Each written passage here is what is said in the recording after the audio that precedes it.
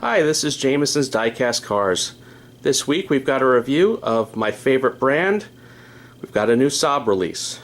So the history of Saab diecasts, with 1 to 18 we really don't have much to choose from.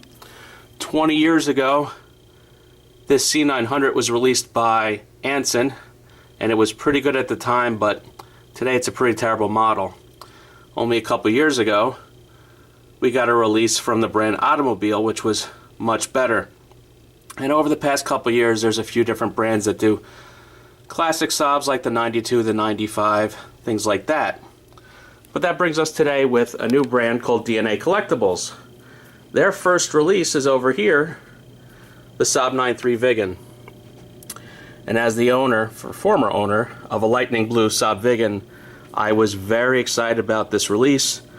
And when I heard about the company DNA, I heard they're Swiss and they're very into Saabs, and they would have a few different Saab releases. So that brings us today, which is another Saab release in 1 to 18 of theirs, the Saab Aero X. The Aero X was a concept car that came out in 2006. The main physical feature that was really cool about the concept car was the entire roof is a clamshell that opens up. You see it's finished this really nice metallic white paint. Because it's a GM car, it reminds me very much of Crystal White that Cadillac did. At the time it was set to feature a 2.8 liter twin turbo, which should have been based on the Holden 2.8 turbo, which actually was the production engine that went into the Saab 93 Aero in 2006 through 2009. I will say that DNA has some really great packaging.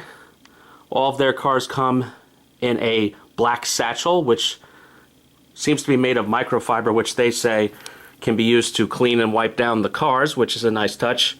It comes on this nice crystal clear display, and what was nice, when you open it, the car was not covered in styrofoam residue. You know, a lot of, especially resin brands, you wind up spending 20 minutes cleaning them off. Well, that was not the case here. I'm very happy with the proportions of the car.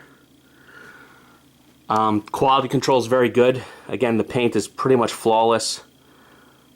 All the details seem to be right on. And again, this is resin.